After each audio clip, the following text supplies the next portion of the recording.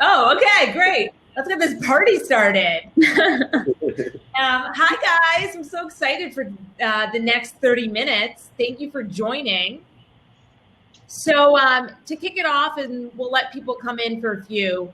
One, I'm super honored to bring together these three founders because we all met in some shape or form via the Forbes Under 30 community.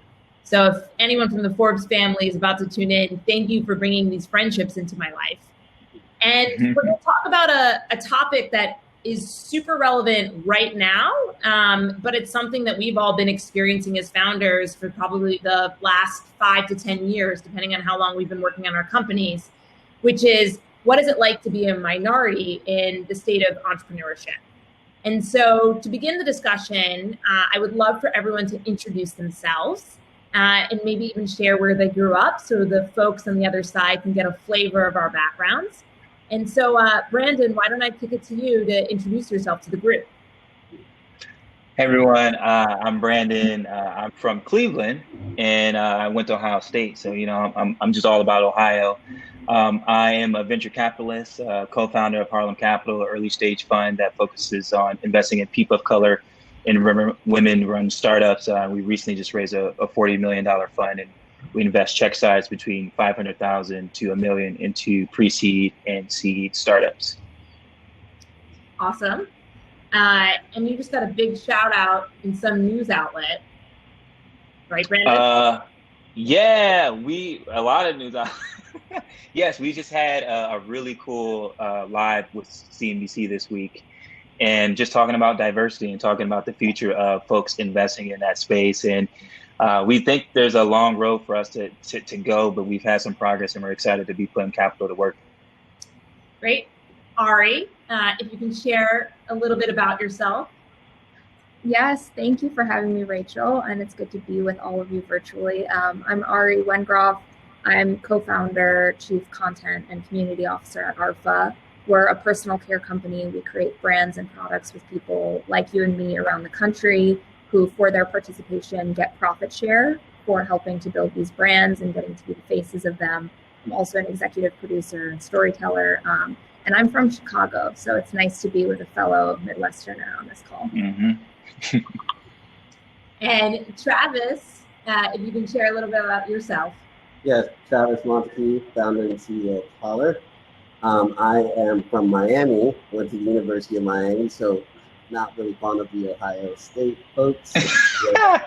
But yeah, Holler is a messaging technology company, working with across the communication space and popular apps, dating apps, LinkedIn, and even apps like Venmo, powering over 1 billion messages a day.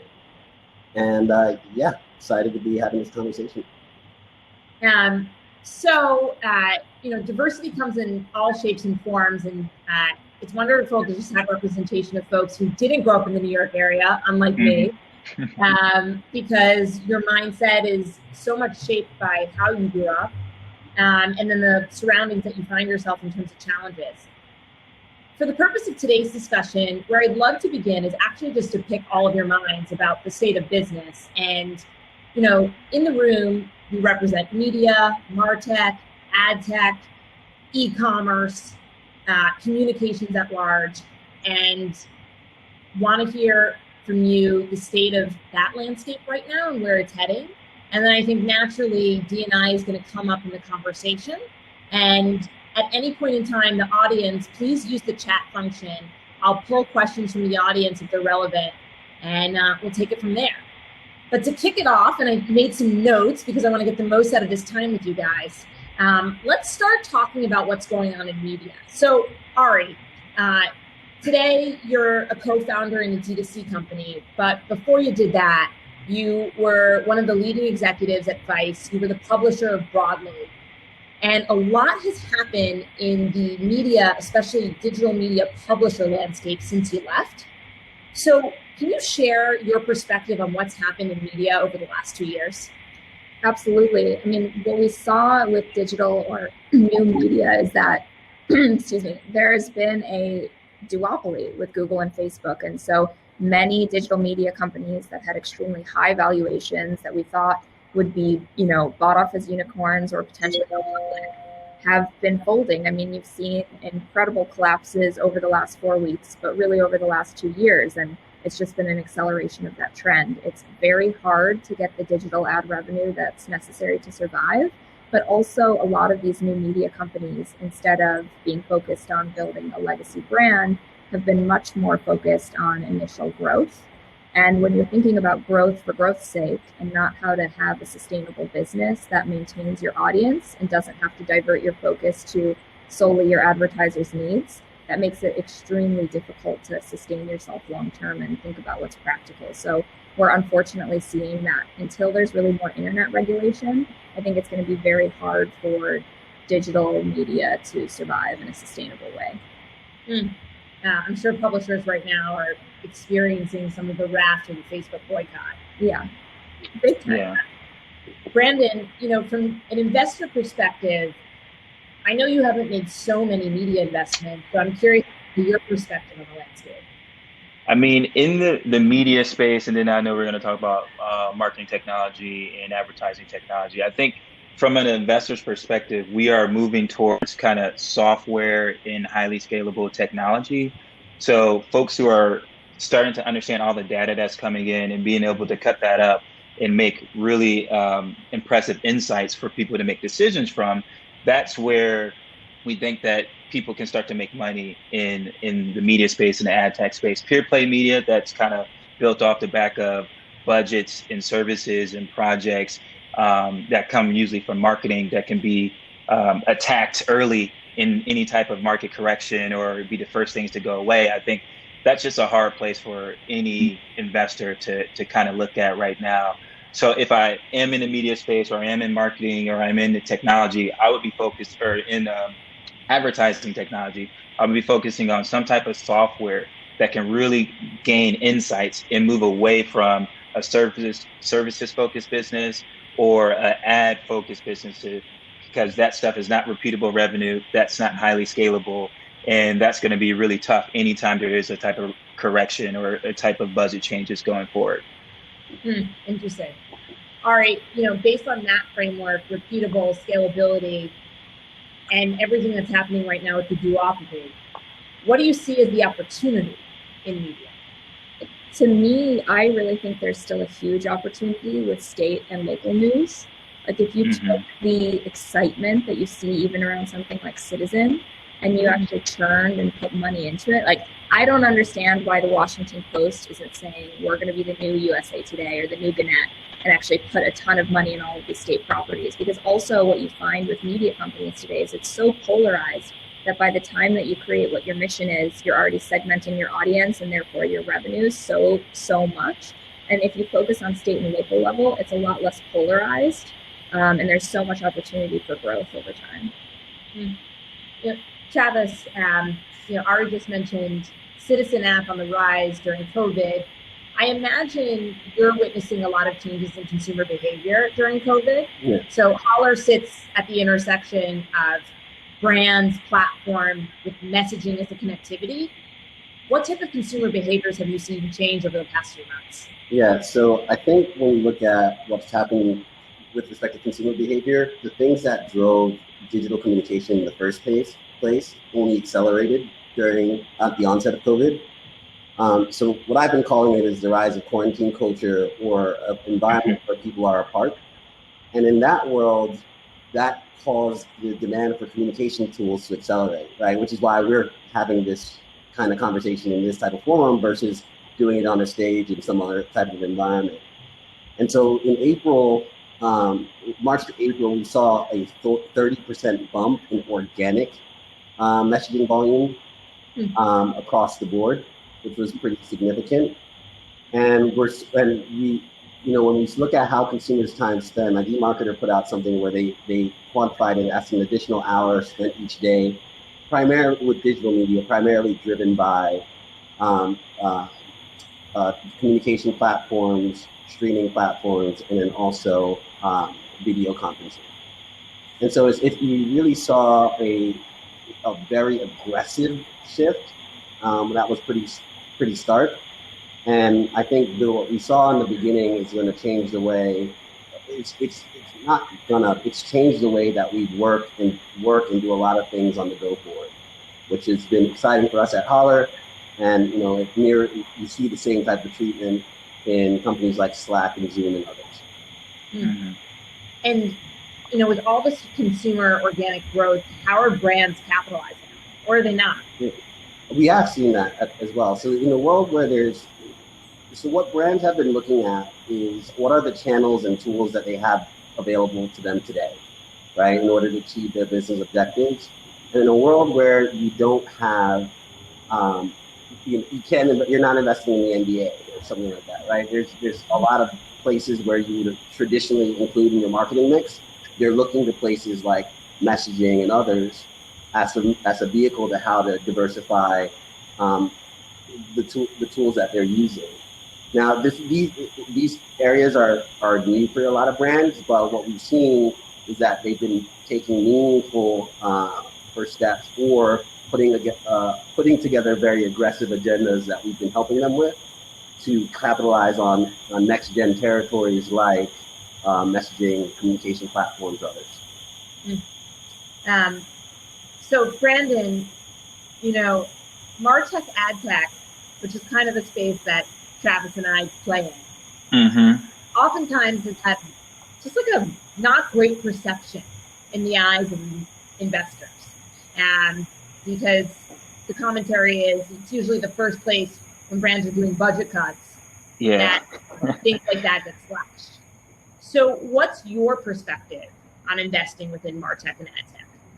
Yeah, I think if you're investing in, I guess, kind of like the future, and I know we're going to talk about e-commerce, but if you can invest in the future of these platforms and where they're going from a marketing and an advertising perspective, I think that's really, really good. Like there's an example company called Malomo that we recently took a look at, and they're out of the Midwest, and actually they're a post-purchase marketing funnel. So basically after you purchase something in your tracking and shipping, they created an entire like really cool branding experience. So people go back to the tracking and shipping email probably 3 or 4 times, and that's 3 or 4 times to potentially upsell and sell something or create a unique brand experience anytime.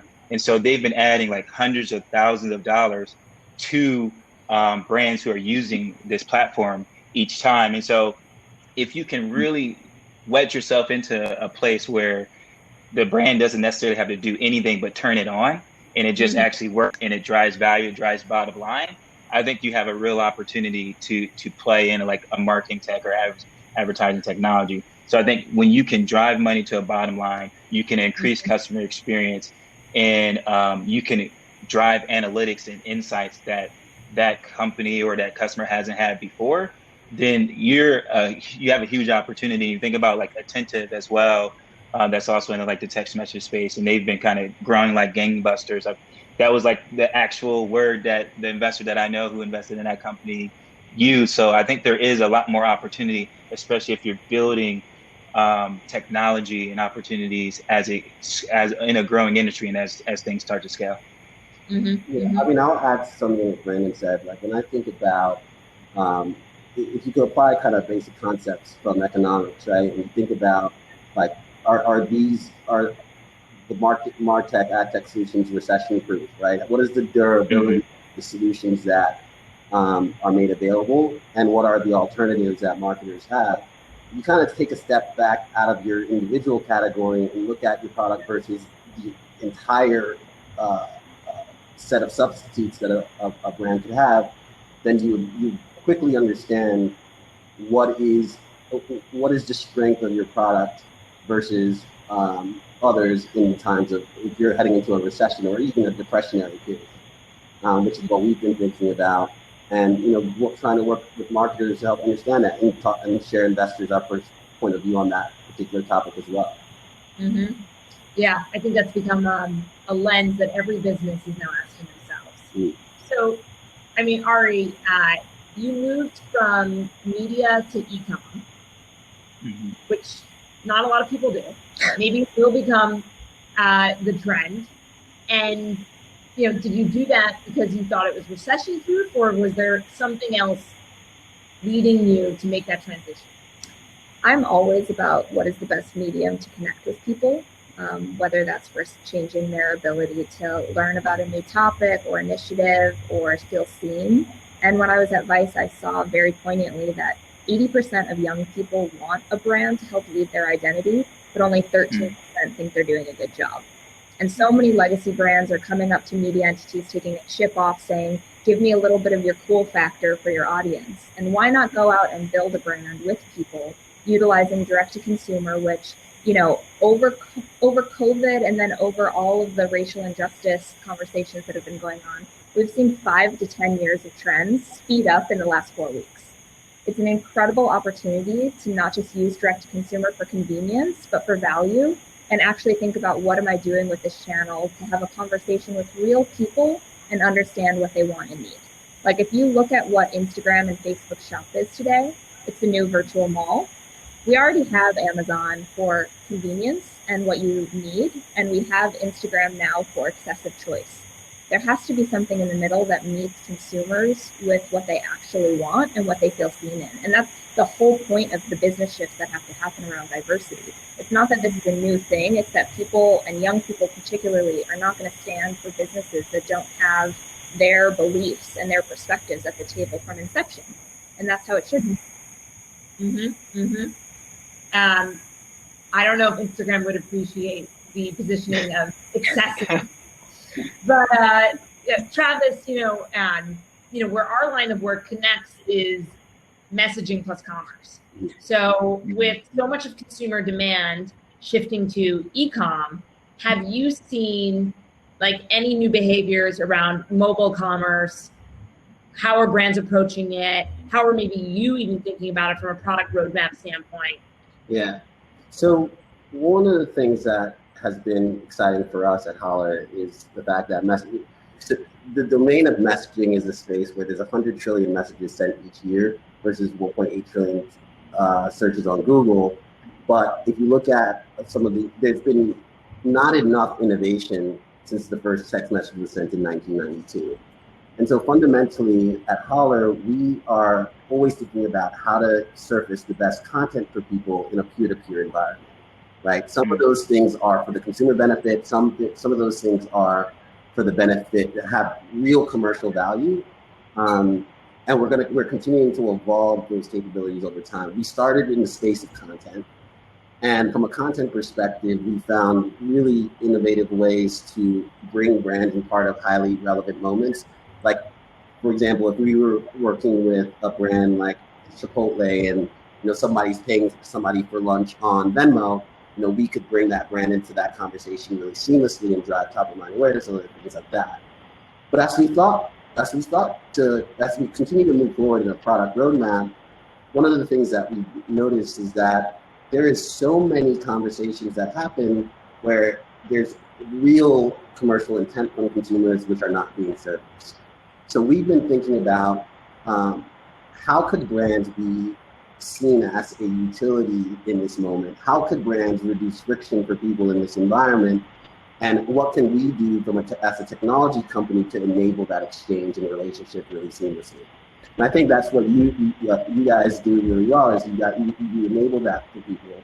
And we're thinking about it the same, but just leveraging the integrations that we have and the conversations we're part of daily as the vehicle to enable that relationship. But overall, all in all, I think this environment is not the last, but it's the next really significant frontier for which we're going to see a lot of innovation over the next couple of years. I find that brands are pushing us to think more creatively about it. I'm like, I don't think I could do that, but I'll certainly kind of take that back to the team and see. And we're seeing both consumer acceptance of having technology and brands be a part of this very intimate experience increase, right? And we're seeing a significant rise in engagement. So I think it's the work that we're all of us, our industry is doing together and trying to get it right is going to enable commerce in messaging. It's going to enable, it's going to redefine what content looks like and utility and all these things. And I think, especially since COVID, I think, like, to agree with Ariel, some of the things that I thought were 2 years away are like 6 months away. And we certainly have adjusted our roadmaps to take advantage of that. Yep. Brandon, D2C, e-com, the last few years in New York has definitely been a hot place to invest. How has your investment thesis evolved in e-com over the last few months?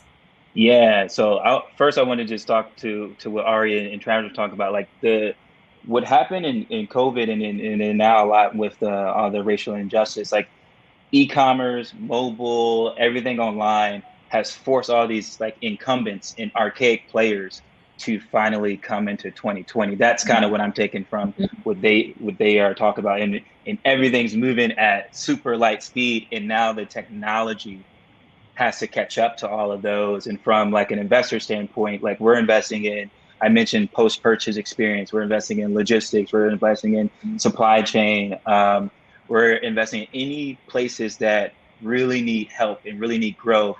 And then the last place I think we're investing in is like mobile e-commerce.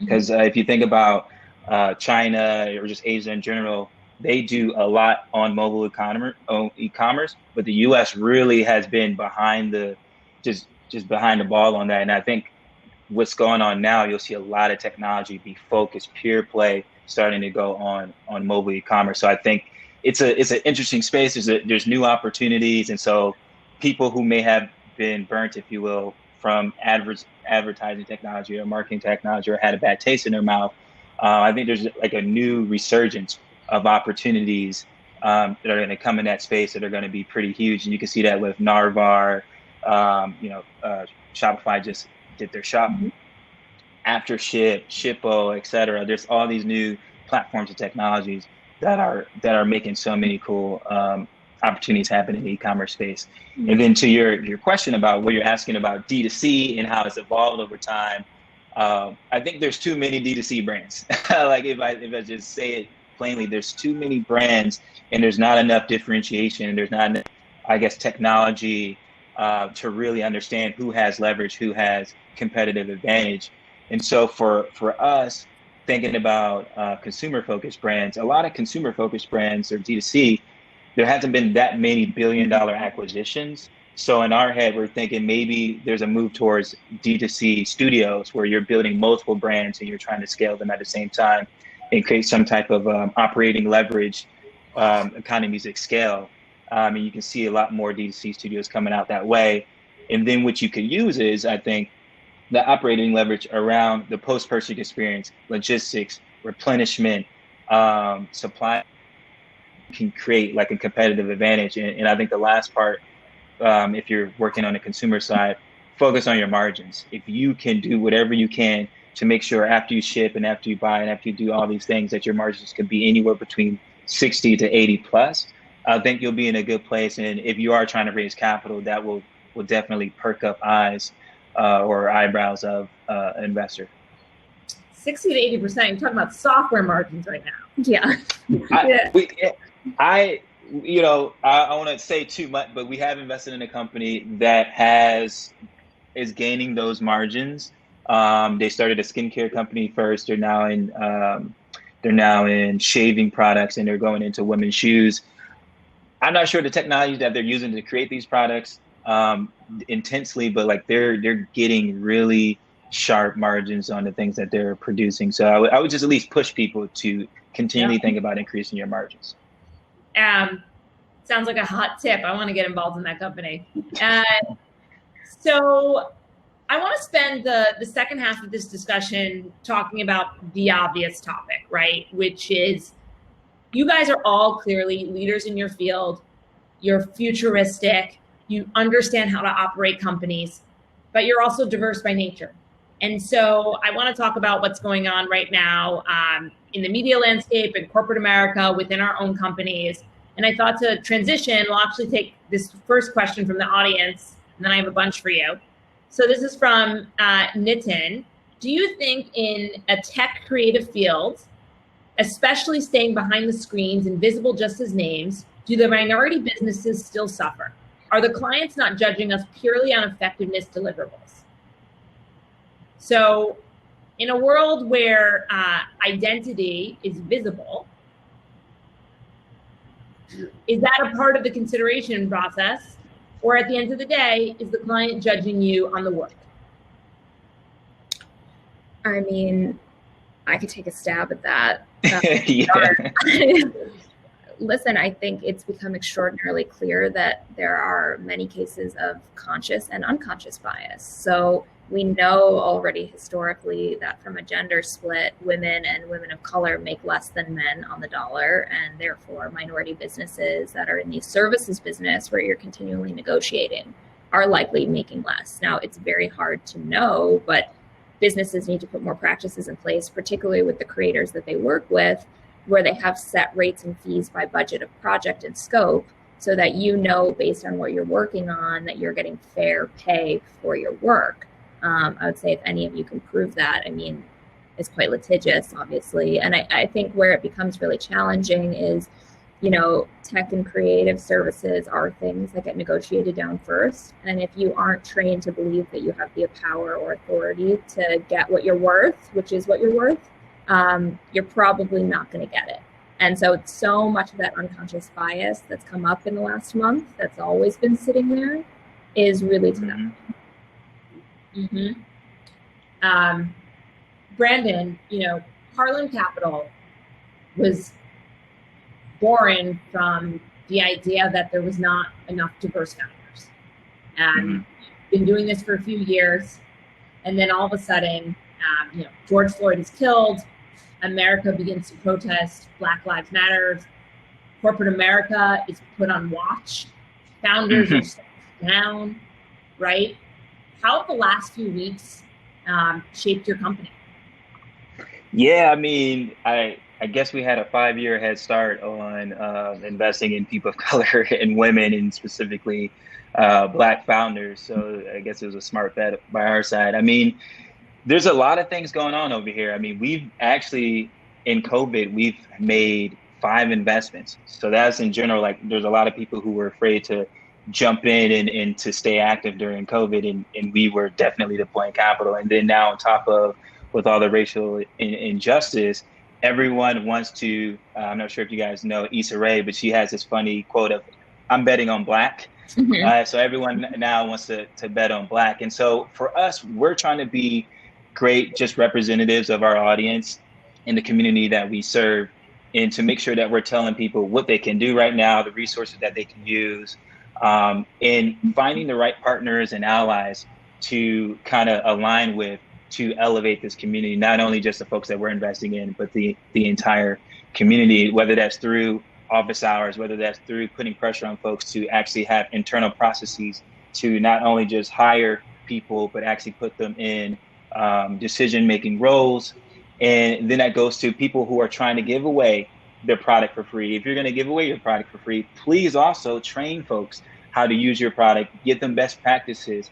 And then if they're an early stage startup and you're a later stage startup, give them access to the people who know how to do go-to-market, give them access to a top tier CTO, give them access to this type of person who's in a decision maker's position, to help them learn how to fish themselves, if you will, to take themselves to the next level. Because I think in this space, there's been such a knowledge gap, if you will, and a representation gap, in a road and a pathway to going from A to B. How does someone go from being from Cleveland to working on Wall Street to running a firm focused on people of color? Like, we need more representation and more examples of all these things. And so what we're doing is, as you mentioned, we talked on CNBC this week. We're working with Wall Street Journal and all these other folks. So we're trying to amplify the message the right way, but make sure we're controlling the narrative.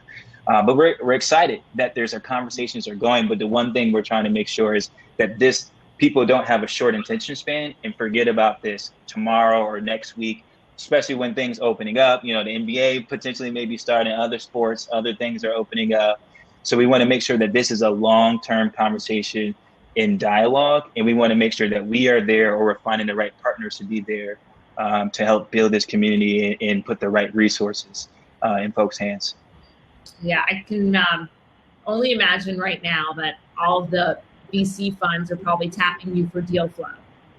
We're working on things. We have a quick note. We have an internship program that kind of solve this silver bullet problem. Like, how do you get into venture capital? You need experience, or you need to be a founder or operator, but it's really hard to do those things. So it's a chicken or the egg. And so we started this remote internship program where folks can work with us anywhere in the country, 10 weeks, and you get the chance to diligence deals and network, et cetera. And so we've had 3,000 people apply for that. We've taken 46 on to work with us. And now we're trying to create a platform where of that 46 plus 400 or 500 of those other 3,000 people can probably get hired somewhere. We can't hire them all. So we're trying to create a platform where folks can come and get talent who understand technology, who may be able to be an investor, or may be able to work at a tech startup. So we're trying to help at least ease and solve that problem as well. Send me some interns. We're hiring. That's awesome. We will do. Travis, you also have been in the news a lot. I've been seeing everything pop up in my LinkedIn about you. And, I've never asked you this question, but how has being a Black founder shaped your company culture? Yeah, so it's interesting you ask that question. So, one of the things in recent times, the times have made me take a step back and re-examine where not only the industry is, but where we are as a company. Right. And one of the things I'd say, admittedly, like we've hired people that we believe that have a diverse background. We believe that we value these types of concepts or ideals overall. But what didn't kick itself up to the top of the list is the idea that, actually, if you're going to really create an equitable work environment, it's not something that could be done passively. You have to take active work every single day to make sure that these are happening. And so for me, I think my background has enabled me to quickly kind of put the whole kind of cultural identity up for review and work with my team to really say, actually, give people context of the problems, right? Because a lot of times, if the room is not filled with anyone from a diverse background, it takes people longer to educate themselves and really identify or not just identify, but understand the problems. And so my philosophy on how do we create it's not just establishing a diversity and inclusion program, it's really taking a step back and architecting corporate culture and DNA and really treating it as an open source project and not holding the learnings that we're having at Holler as a trade secret. Like we've done so many different things, whether it's establishing robust education programs. Yesterday, I did a town hall with Opal Tometi, one of the founders of the Black Lives Matter movement, for everything. And we invited the community, we had people in, and we could create these learning agendas so people could understand the environments around them. There's things like you could do, like taking the teeth off and those other things, but if you just don't want to do those things just to do them and check the box, really establishing an agenda where people learn, a corporate culture that truly celebrates diversity and not tries to bake in diversity as a ratio or quotient that you're trying to hit, but really kind of taking a step back. So I wouldn't propose to have all the answers. This is a very long, complex problem. But what I will say is that given my background as a Black founder, it's enabled me to start a more robust campaign, both internally and externally, around how do you design the next generation of corporate culture. And I'm treating it like any other tech problem, right? When we solve problems in tech, we say, okay, we're going to be agile. We're going to learn. We're going to iterate. We're going to make mistakes. It's okay. We're going to learn and we'll learn. That's how we put them. And when we're going to open source it, right? That's how we put men on the moon, right? In the early days, right? And so that is how we're tackling this problem. How do we have full representation of everyone, women, people of color, LGBTQ+. Like, it's a campaign, and we're excited to be pushing stuff out, sharing our learnings, and bringing people on that journey with us. That's awesome. To your comment of open source, yesterday I interviewed this woman, AC Eggleston, who's the CEO of Unilever, who's a Black woman and one of the most powerful executives there. And she shared all the things that Unilever's doing. And I literally was like, I wish this was open to everyone. that's the way that we all collectively get educated. Yeah. It shouldn't, I mean, I said, things that are working in diversity, inclusion, and belonging should not be trade secrets. No. Yeah, exactly. Not treat them as trade secrets. Find something to work, share it. Like, I'm listening, slide me a note, please, because I want to hear about it. Yeah, that's a great anecdote. Ari, you have been pushing diversity and inclusion in the workplace for a while. You were the leader of it at Vice. You created Broadly because you felt like there wasn't enough representation in media around that topic. What's your advice for corporate America on like how to change systematic racism?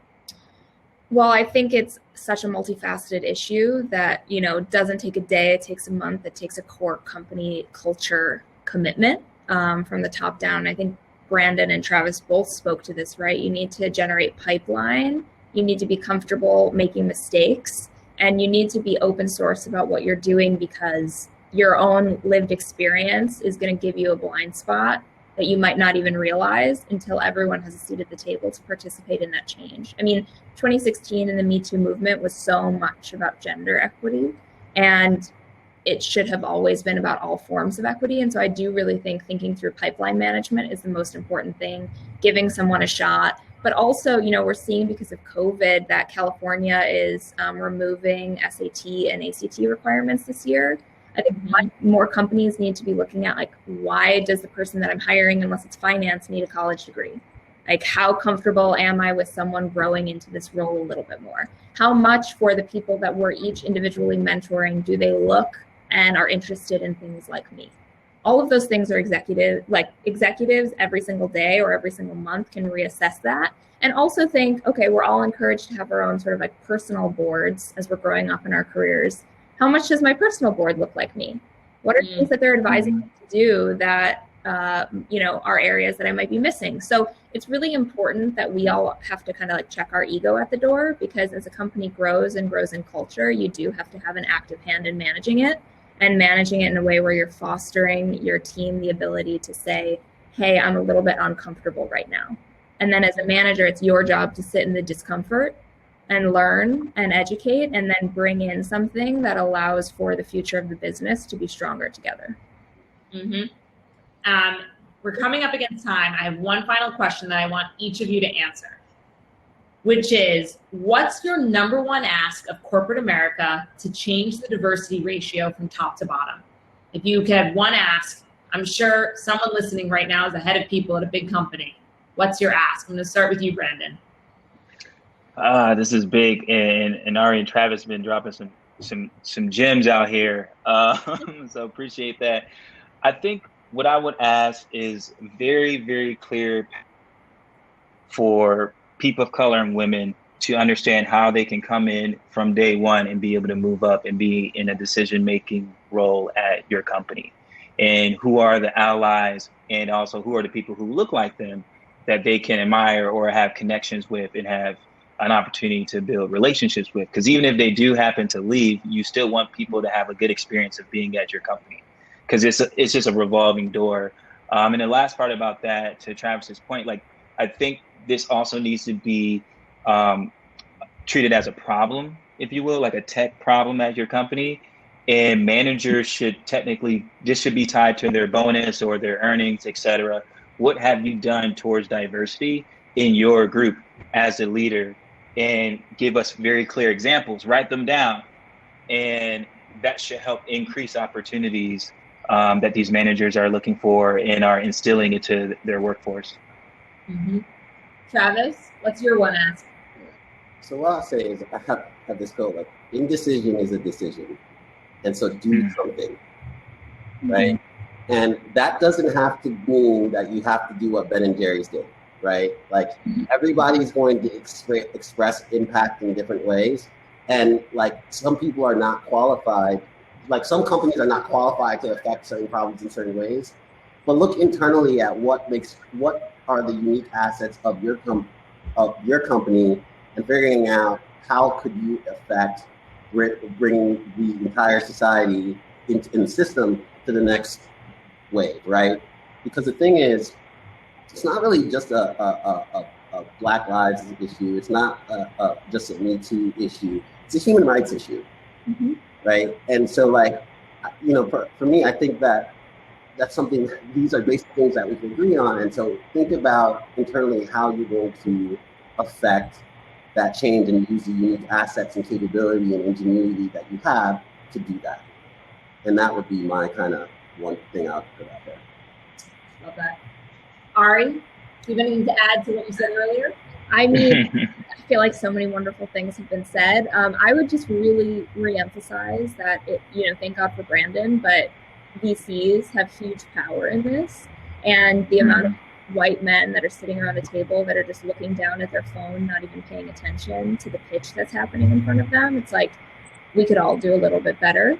And so I think just at the start, let's be conscious of that. Let's own that.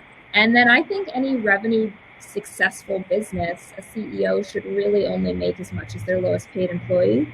And I think it would be a really good opportunity to constantly be value checking with your team and the culture that you're building. That's powerful. Well, I just learned so much. I'm so appreciative for you guys coming on. And follow all these folks on LinkedIn. They're leading in their space, not just in D&I, but in their respective industries. And talk to you guys all soon. Thanks, Rach. Thanks, Rachel. Thanks, guys. Bye. All right, see you later.